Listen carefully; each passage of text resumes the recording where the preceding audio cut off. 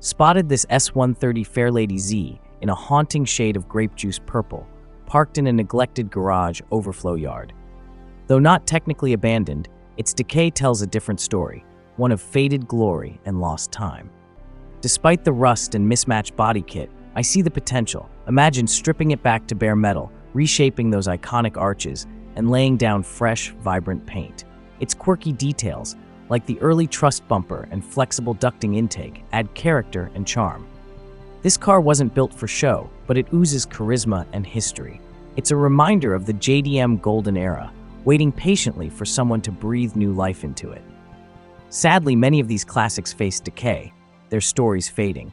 But I hold on to hope that someday owners will list them on Yahoo auctions and passionate restorers will rescue these relics, reviving their spirit and preserving their legacy for generations to come. Please subscribe to our channel. Thank you for watching.